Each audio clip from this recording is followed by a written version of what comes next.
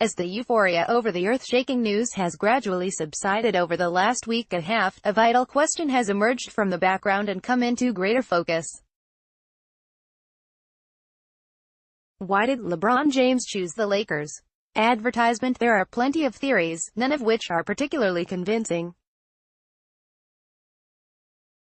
James hasn't provided any clarity, since he has yet to speak publicly about his decision. "You'll have to ask him and pick his brain," general manager Rob Pelinka said Wednesday at a news conference at the Lakers' practice facility. "There's something disconcerting about the inability or refusal on the part of James to convey a clear and credible vision of how he plans to restore the Lakers to their former glory." The absence of a substantive explanation could be interpreted as a signal that the Lakers represented the best option in a series of less-than-ideal choices, as opposed to the ultimate platform to enhance his claim as greatest basketball player of all time. The distinction is significant. 35-win teams shouldn't look a gift horse in the mouth, but the Lakers are in a win-or-else predicament by virtue of their storied history. As Pelinka acknowledged, it's essentially championship or bust for the Lakers.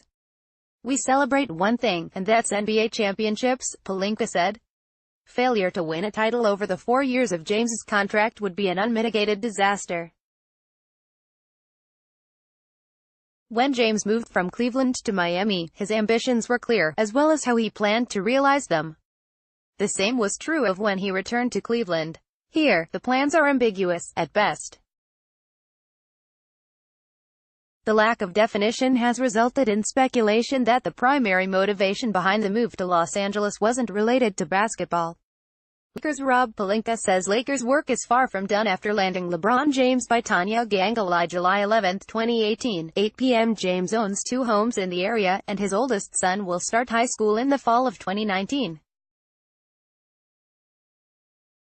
It would make sense for him to want his family to remain in the same city for the entire year, especially if doing so would allow him to be close to his burgeoning production company. Only it doesn't seem likely that someone who is known to be as legacy-obsessed as James would compromise his career, regardless of what the city has to offer. It's not as if James couldn't oversee his entertainment empire from another market. The idea that James wanted to be associated with the franchise of the Lakers' pedigree is also questionable. He's LeBron James. He's a brand unto himself.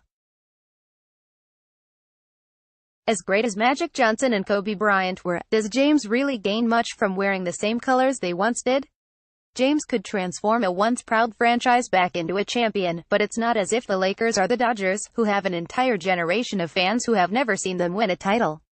Memories of Bryant's greatest triumphs remain vivid, and that's what James will be measured against, not the last 5 years in which the Lakers have failed to reach the postseason. Pelinka mentioned how James is looking forward to playing with the Lakers' young corp, but if that's what James wanted, he could have signed instead with the Philadelphia 76ers, who have 2 potentially dominant forces in Ben Simmons and Joel Embiid. Advertisement. The immediate plan is to combat the defending champion Golden State Warriors by surrounding James with tough-minded players who are defensively capable. "I think to try to play the Warriors in their own game is a trap," said Pelinka, who mentioned the thought was shared by James and President of Basketball Operations Magic Johnson. That the plan feels more like a roll of the dice than it does something Pelinka and Johnson actually believe in, evidenced by how James was the only free agent the Lakers signed to a multi-year deal. Rajon Rondo, Lance Stevenson and JaVale McGee are on 1-year contracts. While this grants the Lakers tremendous flexibility in future seasons, the clock is ticking. James is already 33 and he won't be the league's best player forever. This isn't like when Shaquille O'Neal came to the Lakers as a 24-year-old. The window is closing, and it's closing fast. He's student of the game, Pelinka said of James.